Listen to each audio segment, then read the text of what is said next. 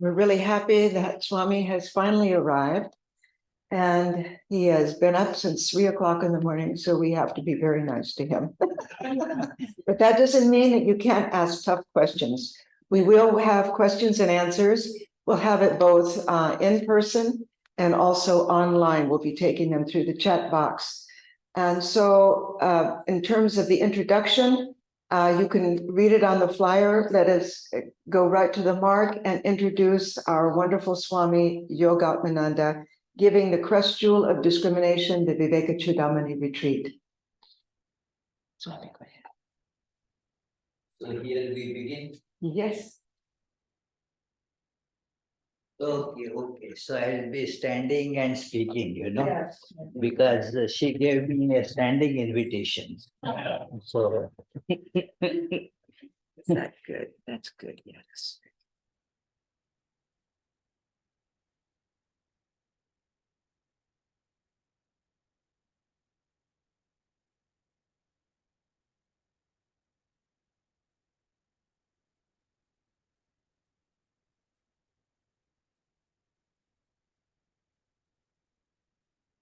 Om Shruti Smriti Purananam Alayam Karunalayam Namami Bhagavat Padam Shankaram Lokashankaram.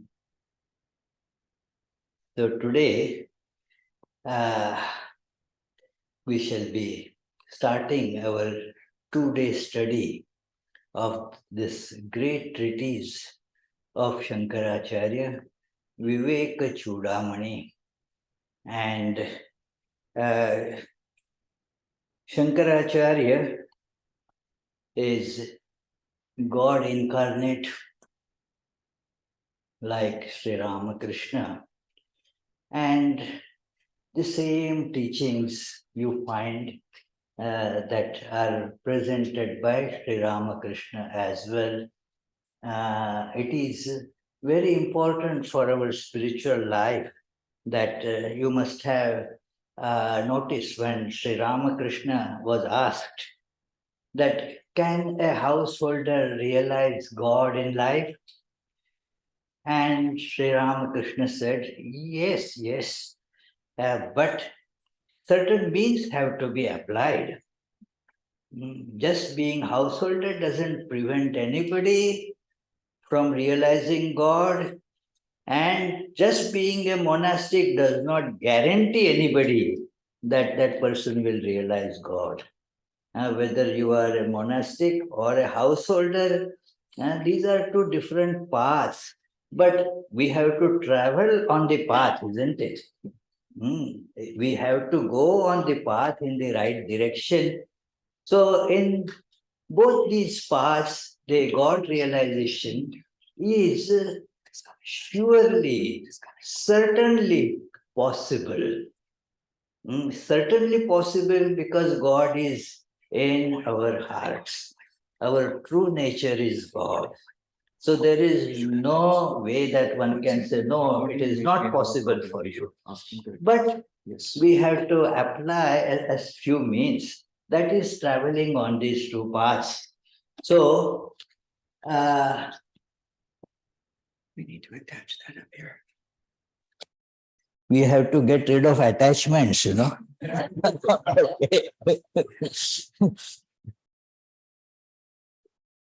So the path as such, that there is a nice joke. Somebody in the olden times, pre-GPS and all that, stopped at a gas station and asked, does this road go to New York? And the person at the gas station said, well, I have been here for last 20 years. Before me, my dad also was here for another 25 years. None of us has seen the road going anywhere. The road has always been here. But if you go on the road in that direction, then you will get to New York. So the road on its own doesn't go anywhere. Being a householder is a road, a path that somebody takes up. Being a monastic is another path that somebody takes up. But both have they this chance to realize the goal if we proceed on that. And what means Sri Ramakrishna tells there, one first thing he says, one has to practice discernment, viveka. Viveka is that practice determine that's this discernment as to what is permanent and what is impermanent. It is, and that has been mostly detailed in this book, The Crest Jewel of Discernment. It is, or discrimination. These days, the word discrimination has acquired kind of a wrong connotation.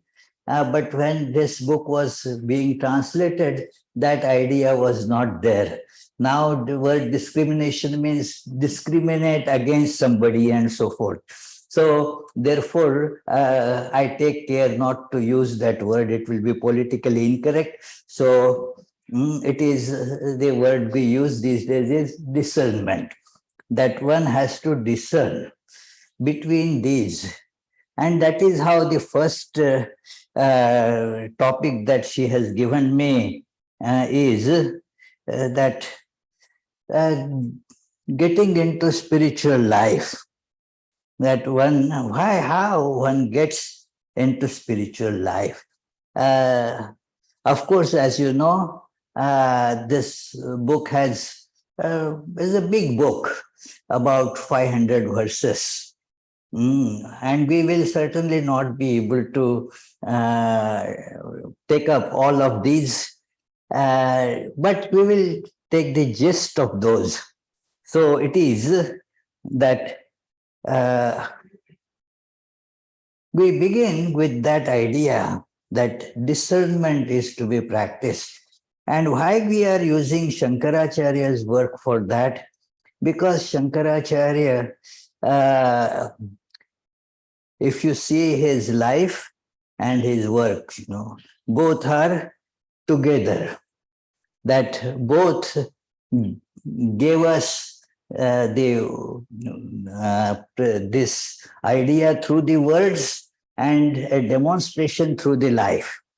Then only it makes sense. Like I like that statement of Saint Francis of Assisi, that you can walk to give a sermon if your walking itself is a sermon. So means if you are leading that kind of life, then only the words carry the proper weight.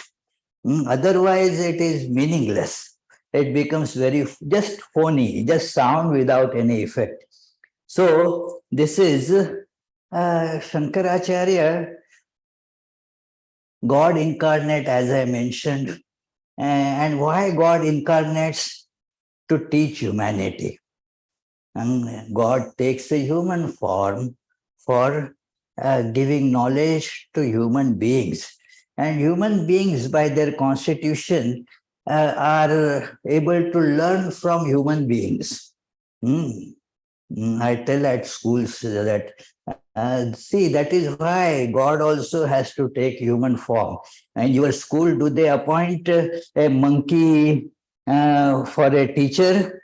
You don't see that a dog can apply for the post of the head of a school, howsoever nice that dog may be, because we do not have the capability to learn from the dog. A few things we can learn, like somebody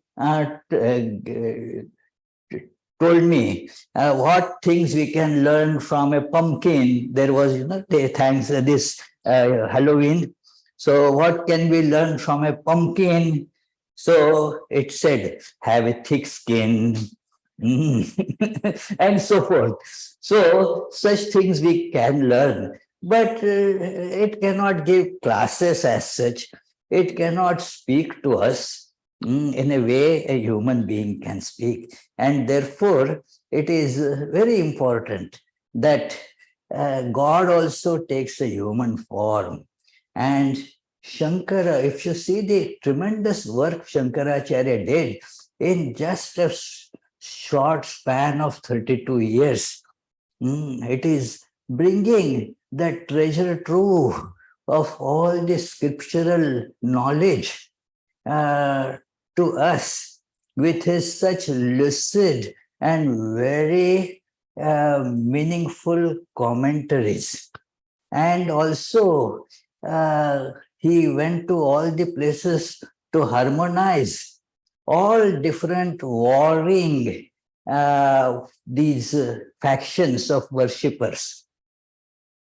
So, by pointing out the scriptural source for worship, now what we do as worship really is what has been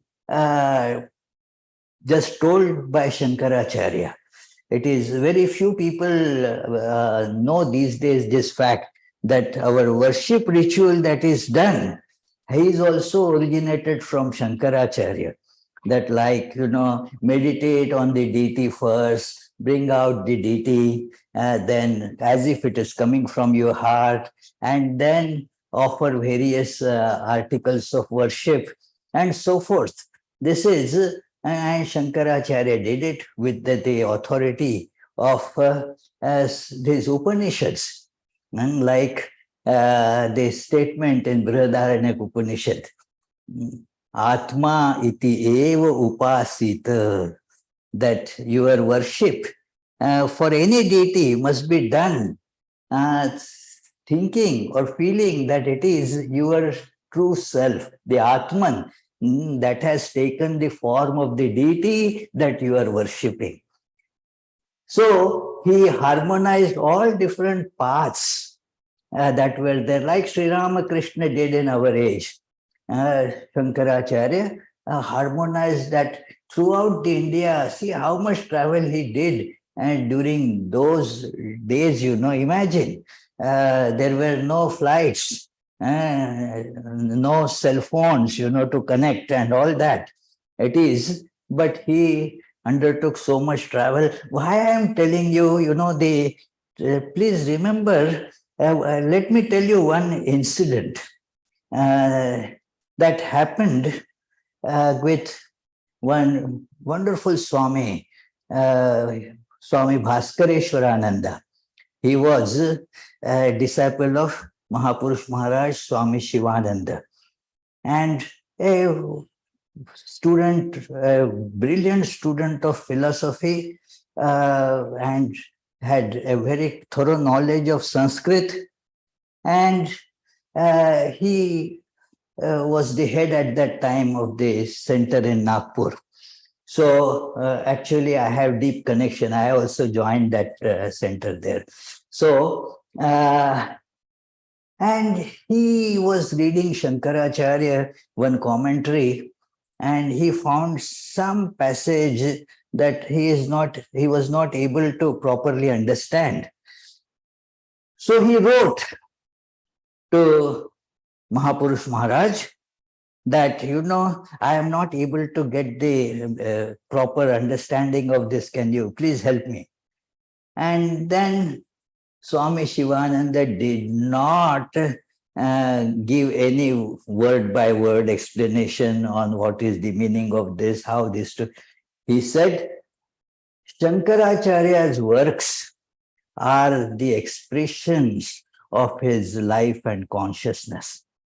Look into his life, and then you will understand the meaning of it. And he exactly did like that. So that is the way, that these teachings have been given here. And we also should try, like when we read Gospel of Sri Ramakrishna, and we should keep the life of Sri Ramakrishna in front of us. Then the meanings become clear. One senior Swami had told me many years ago that he also had heard from his seniors. The one who told me was our vice president who passed away not too long ago, Swami Prabhananda. So he told that he heard that unless you understand the life of Sri Ramakrishna by studying Sri Ramakrishna and the great master, you will not understand the much of the gospel of Sri Ramakrishna. Because these are the expressions of somebody's living. So here we shall study a few verses.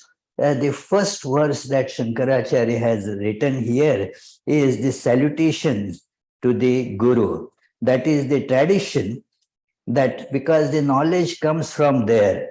So it is there, and we will be following the translation by Swami Madhavananda, published by Advaita Ashrama. So let's begin.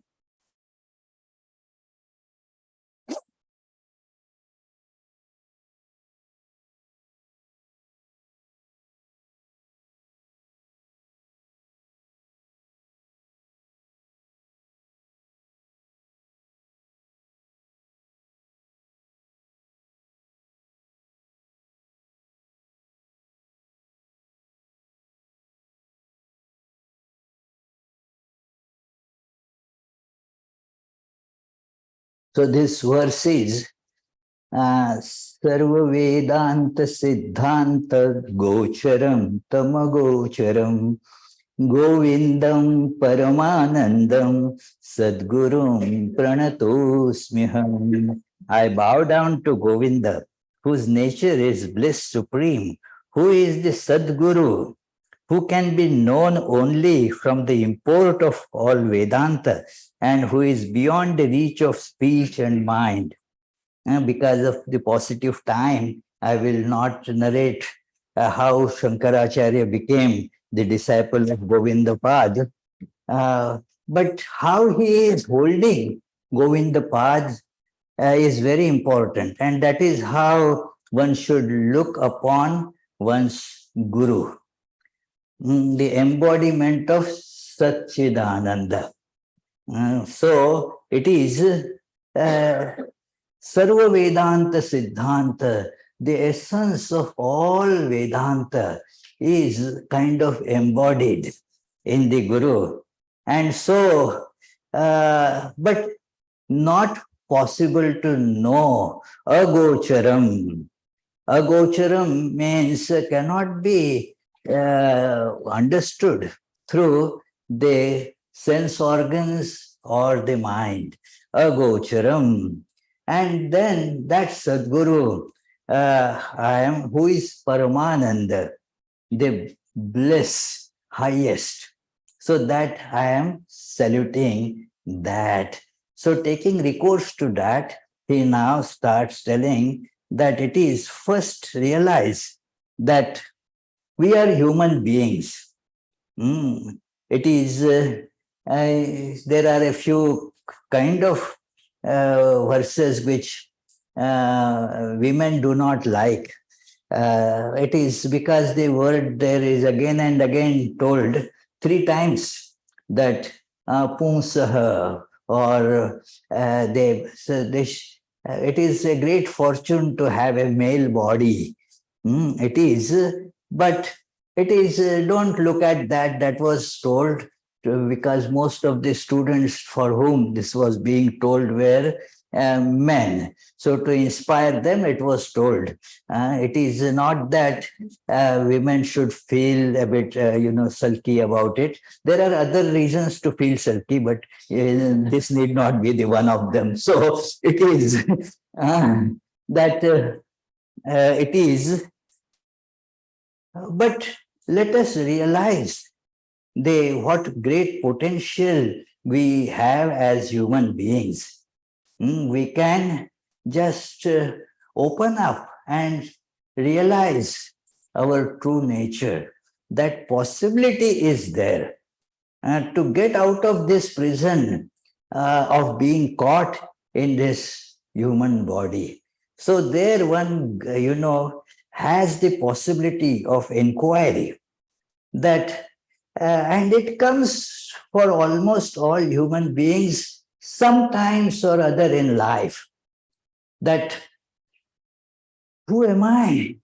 What is the nature of this world? How am I connected in it? Why I call this particular heap. What is it? It is a heap of blood, bones, and I don't have to narrate everything. It is a heap. This heap I call I. The other similar heap I call you. And what is the connection between this? It is a question comes, I used to get that question even in my childhood that, how this hand, I feel that it is mine. I call it, this is I. If somebody pulls me by the hand, say, why are you pulling me? And if that fellow says, no, I'm not pulling you, I'm pulling just the hand. That is, I won't agree with that. It is, it is. So it's important that how one hand I say mine, and then over her hand, oh, no, it is not mine. What is the connection that we have? So it is very important to think about it, that later on, as I grew up, the other things took over and I lost this thread of inquiry. So, but it is, so Shankaracharya calls this durlabha. One durlabha point is being a human. Because in human beings, there is the possibility of discernment that we do not know whether it exists in other creatures or not. From our understanding, probably they don't have it.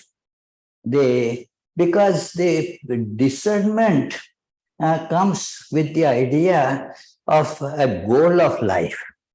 Human beings do things, at least not always, but they should do it, isn't it? First think and then act. It is not that always we do it like that, but we agree that that should be the sequence, that think and then act. After thinking, after the act, it is usually called remorse or some such thing, It is not thinking because already the action has been committed. Now, what's the point in thinking? Maybe it will become handy next time. So, it is, we have the idea of an objective oriented action, that there is an idea of objective. There is the idea of a goal. And then we take up our actions in such a way that we will be proceeding towards the goal. It is the goal-oriented actions based on the causal connection, that if I do this, this happens. That is the causal connections that human beings understand. And so this makes human beings capable of guiding the flow of their life. In Kathopanishad, it has been very beautifully told that why Nachiketa has been, given this knowledge. Yama told the teacher there that, two paths are open for human beings, Shreya and Preya. The path of liking, I like this. And then the other path is, this is right. This is right. And you have become eminently a right disciple because you have decided not to run after what you like, but what is right. So it is here that our humanity is tested. For most animals that we know, there is no such two paths available. Like is right, right is like. There are no such two things. And so uh, for human beings, this is the discernment available that this is a right path and this is not right path. And why? That which takes you towards the goal, that is the right path. That which takes you away from the goal is the wrong path. Now, Prakash was driving me from the airport here. So there was the distance being shown there, this much distance. And then if we are going in the right directions toward the Vedanta society, then what would happen? The distance will keep on decreasing. When we start, how much was the distance, Prakash, when we started? 11 miles. And after driving 10 minutes, if it is 25 miles, then obviously we were going in the wrong direction. And how do we know that? Because the goal is clear. If there is no goal, there is no way one can decide what is right and what is not right. So, therefore, Swami Vivekananda has numerous places.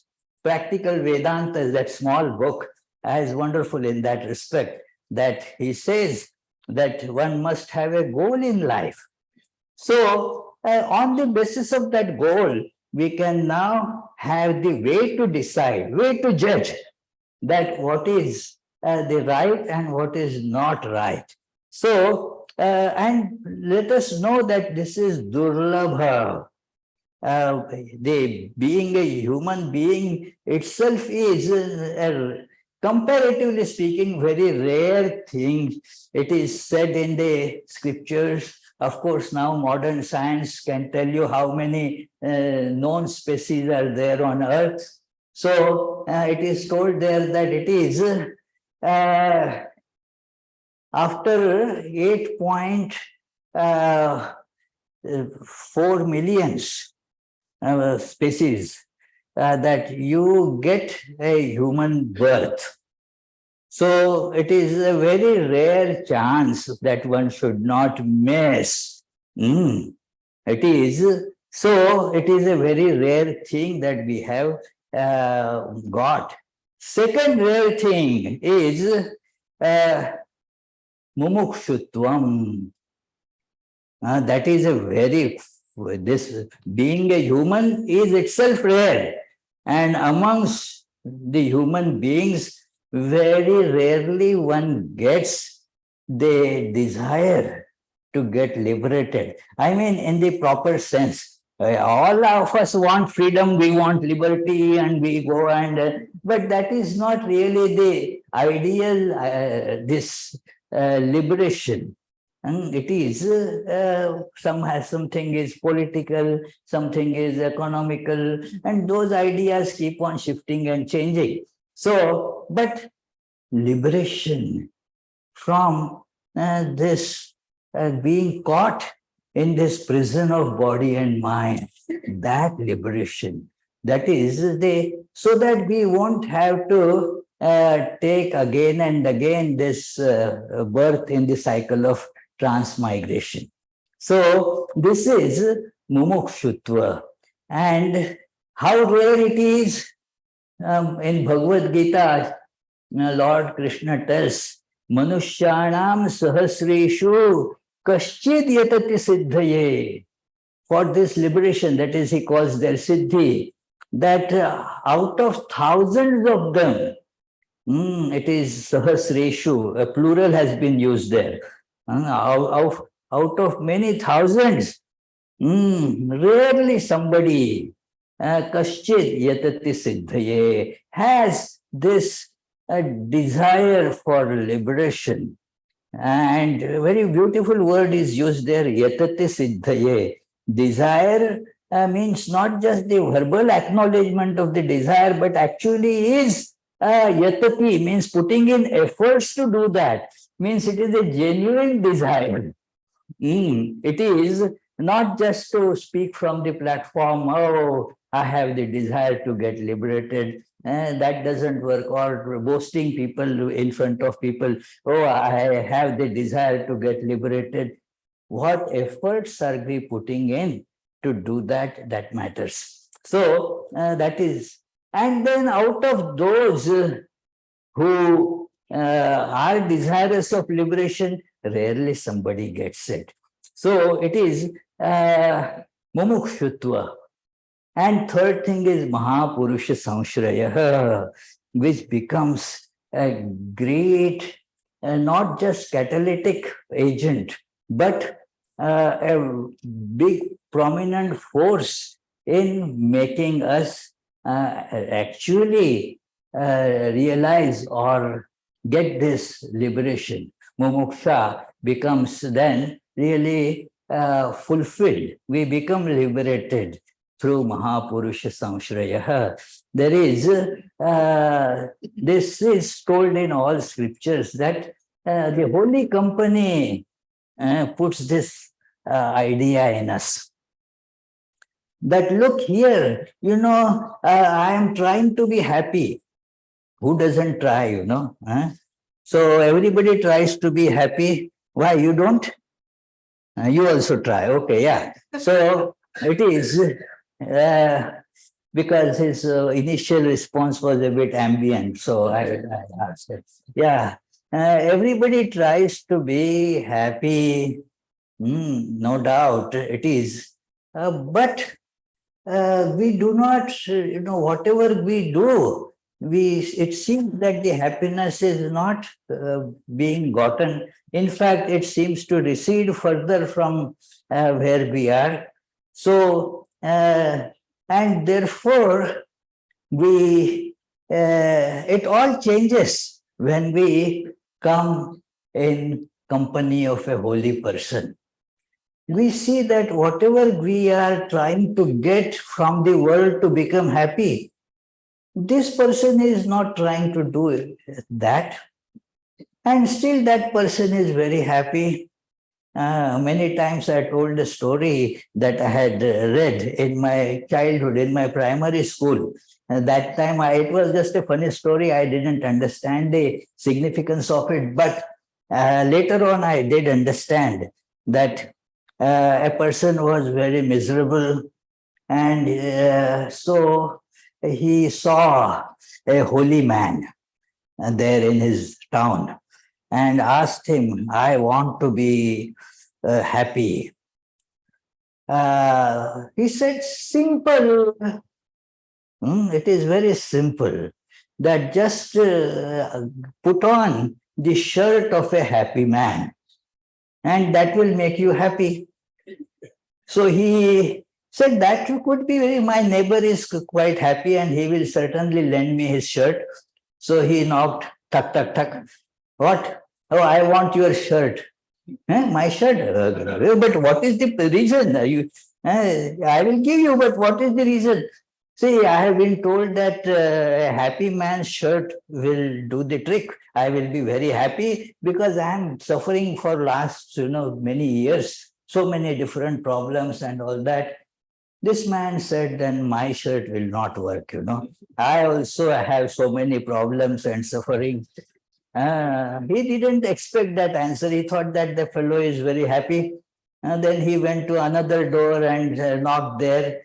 Same answer. And then he started seeing that, oh, that holy man has really tricked him. But he thought that that holy man is himself happy. Let me again go and catch hold of him. Maybe he can give me his shirt. So he approached him. He approached him with great expectation and saw that the holy man had no shirt. The shirt is that signifies the various, what we call in Sanskrit, upadhis. They all different adjuncts. We put them on, and that makes us unhappy. But when you get rid of it, you become happy. And this you learn by coming in contact with the holy persons that it is when you come in contact with holy people, we get an idea of this. Then he says that do not waste this opportunity. Quite a few verses are here which tell that it will be a terrible, terrible blunder if you waste this opportunity. He says that you have all these things available, but if you don't make use of them, then who is to be blamed? You alone are to be blamed in a big way. You wasted all these opportunities which you don't get every now and then. So make good use of it. Though it is first thing, you do not cry over this spilt milk. Oh, in my life, I made so many mistakes. Now, what is the use of having such a late start in life? A very wrong kind of argument. It is start now. It is why waste, more time in crying about it. And start now. It is, and nothing gets wasted. So start now. It is because God is your true nature. You will get it maybe next moment. There is no rule. Oh no, next life I will start. Next life again, same problems will come. So it is, do not spend your tears about, what you did in the past. It is always, yeah, like if you are going in the wrong direction in the car, driving fast, and when you realize that you were taking a wrong direction, what do?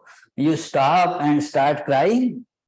You just turn around and make to your desired destination. It's like that. So maybe you could have started earlier, but who knows, when, yeah, it is so. Do not waste time about it.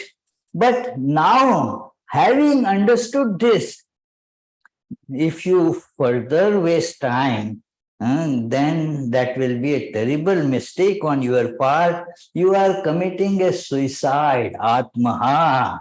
That is the word Shankaracharya uses here. Vinihanti asadgrahat, by holding things that are unreal, that is asat. You have held on to things which are not existent at all. And therefore, you are going to, it is like committing a suicide. So do not do that. In many Upanishads, you see this idea being presented that make best use. Sri Ramakrishna said so many times, make good use of this life. You have got this wonderful opportunity. So don't waste it now. Come on, start now. I have got these bad habits. They were bad habits. Let us start with that. They will eventually say goodbye. They will become good. After all, those things are acquired. So they will be removed. So therefore, we are by nature blessed. Shankaracharya reminds that our very nature is bliss, and yet we are suffering here. Isn't it a tragedy that in spite of being bliss, Swami Vivekananda in the book Jnana Yoga presents this idea that look, it is we are just standing near a heap of wonderful food and are starving to death. This is how, in our heart, there is the divine presence. And yet we are sad, we are grumpy, what not, all, we are jealous, all that. It is because we do not realize it. So, it is And what can lead it? Only आत्मैक्य बोधेन विनापि मुक्तिर न सिद्ध्यति. Unless one realizes the identity of I and Brahman, it is there. Only we have to realize it, experience it, that I actually, everybody is actually Brahman. Every wave in its true nature is ocean. But as wave, if I catch hold on to my waveness, then I really, what? My life is very mortal, very short, and full of, what is a wave? It is something that is constantly changing, rising, going, falling. It is that kind of life. But when I realize that I am ocean, because I am actually, so then there all these so-called differences merge. We get our true individuality in being ocean, not being a wave. So it is, unless we realize it, we may do so many so-called religious acts. That is what is mentioned here, that or you can, you might have studied various religious books, scriptures, and are able to recite those. Or you may be going to all these different temples, churches, synagogues, all over, and conducting, say, this sacrifice, that worship. It will not be instrumental to make you see this truth by knowing that I am that. It is, as Swami Vivekananda has put it in modern language, each soul is potentially divine. You are all wonderful students of Vedanta. So it is. Thank you. Mataji has been training you very well. It is. So each soul is potentially divine. But the next sentence is very important. The goal, what is the goal? Is to manifest this divinity by controlling nature, external and internal. External nature is our physical nature, internal nature is the nature of our mind, So it is, both have to be controlled. So thus we will be able to see this truth. So this is, otherwise, Brahma Shatantare Piva. It is, even if you continue with all these things, how long? Shankaracharya says, to the lifespan of 100 Brahmas. Brahma's lifespan is right from the beginning of the cycle of creation to the end of it. That is the lifespan of Brahma. So 100 Brahmas, imagine how big. So it is, even if you keep on doing all these things that long, unless one succeeds in seeing that I am Brahman, no possibility for you to realize the truth. So it is, and what about all these things that we get? He says in the 7th verse, again he quotes from Radharanya Upanishad there, that Amritatvasya tu nashasti vittena, that even if you have so many other things collected, that I have 7 PhDs, I have been, such a very honored person in the world, I won so many awards.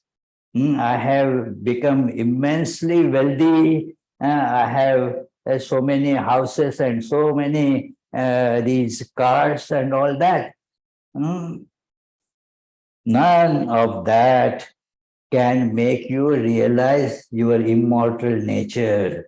This has been told by Yajnavalkya to his wife Maitri, that she was being given the money. Yajnavalkya said, bye bye, now I am taking to the monastic life and I am dividing whatever money I have into these two wives that he has. So the one wife took it okay, and the second wife, Maitri, said no. Uh, she very intelligent lady. She saw that this Yajnavalkya, he has money, but he is giving up money for something else. And that something else, therefore, is more valuable, isn't it? Huh? Yeah, very intelligent lady. That something for which Yajnavalkya is giving up this, all the wealth, that must be more valuable. And so she said, I don't want this alimony, that alimony, a part of that. So it is. And Yajnavalkya became very happy. And there in this conversation, this part comes that Maitri asked that, well, you are giving me money. Will this money make me immortal? Will it make me divine, basically? And Yajnavalkya gives a very clear-cut answer that no, amritatvastu nashasti vittena. By money, there is not even a hope of attaining immortality. This is told by all great people, it is like Jesus says that it is easier for a camel to pass through the eye of needle than a person who is proud of wealth, who a wealthy person to get to the gates of heaven. It is because the attachment for money, and then people really weep, cry, uh, that when they grow older, now what is to be done with all that? That they have collected so many things. Now, what will happen after we pass on to all these things? Don't worry about it. Those things, they come and they go. See that the hidden wealth of divinity, that is to be manifested in life. But that thought doesn't come because the mind gravitates towards the money because of the habit, so much habit of acquiring more fame, more awards, more power, all that. So it is not able to give us the. So that is how one then sees stepping into spiritual life, that what is real, I must go for that. And so he says, Ato vimukti prayatet vidwan. So for liberation, therefore, all efforts, and prayatet has lot of beautiful connotations there. It is actually, all these words are so powerful, but we have only 4 classes in which to End in 5 minutes. Okay, 5 minutes. We have to conclude. Okay. So she already is there, I can see the gun behind the words. It is. So she was the first this Western nun that I met after coming, very first day after I arrived in United States. 22 years, Swami. Huh? 22 plus, yeah. It is, and she was then also wielding a big stick, So, anyway, so therefore now this person approaches the source. That is called Guru, the teacher. That teacher he approaches, because without teacher one cannot get it. Let us be assured of this truth, that it is the Guru is essential on this path. Without that, there is no possibility of getting it. That is why all great teachers, they had accepted the Guru. Even the incarnations of God, they went to get it to Guru, because to set the example. So that is an essential aspect that, and otherwise the actions alone will not bring liberation. A very beautiful verse is there, that chittasya shuddhaye karma natu vastu labdhaye. That there is the value of all the actions. If you do it in a proper way, it will cleanse the mind of various these attachments. That is to be done in a particular way. That is called karma yoga. That has a great value. What it does is chitta shuddhi, that the mind gets cleaned of all the dross.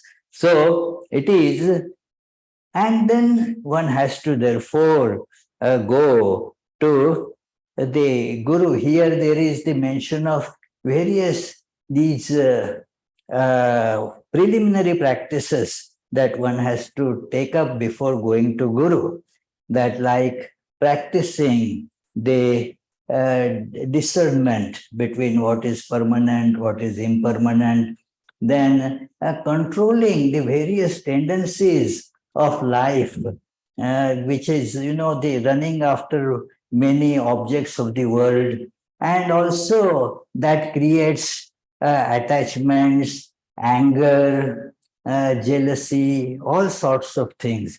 The body has to be given a proper training of becoming calm. You may wonder, the mind should be calm, isn't it? Yes, but let us begin from body. That because we live mostly on the physical level.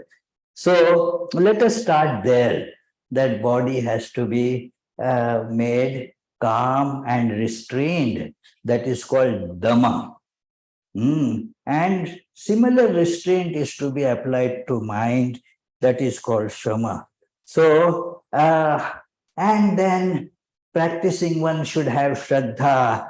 The definition of Shraddha given by Shankaracharya here is very powerful definition, that Shastrasya Guruvakyasya Satya Buddhi Avadharanam Ta Shraddha Kathita Sadbhi Yaya Vastupalabhyate.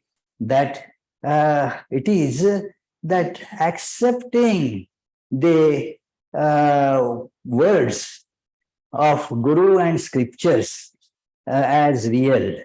It is difficult because they are not tallying with my experience. But even though it is not, they are not, my experience is this, I and the world is real. But the Guru is telling me, scriptures are telling me, no, it is not real, it is just a passing show. So I should accept the statement of them and not my understanding. So to be able to, get convinced against one's experience, that is Shraddha. So have that faith in scriptural teachings and on the words of the Guru. So with that, now one goes to the Guru with it is because now there is this Brahma Jijnasa available there. So the desire to realize the Brahman or the truth. So such a person now is ready for a spiritual life, steps into this spiritual life. That was the title given to me, that stepping into spiritual life. Just understanding of this word, spiritual and material. The spiritual life means that is centered around spirit, means the unchanging aspect of our being. We have changing aspect and unchanging aspect. It is like we just said 22 years ago. And now in 22 years ago, Brahma Prana was different. I was different. But something was same that didn't change. We are all aware of, while we are aware of change, this is very important to note that there is something not changing in us. That is the basis without which we will not be able to even live. Some time back, I agreed I will come for this retreat here to Dallas. Now, in between, so many things changed, but she didn't say that oh, somebody different has come. The same fellow has come. That the fool whom she invited, that very fellow has arrived. So something didn't change. What is that something? That is called spirit. And that is because it is changeless. It does not change in space and time, and therefore it is same in all. So life centered around that is called spiritual life. The life that runs after that which is changing, that is the material life. So we shall now stop here, and then she will do the next whatever announcement or she has to do. Thank you very much. Thank you, friends.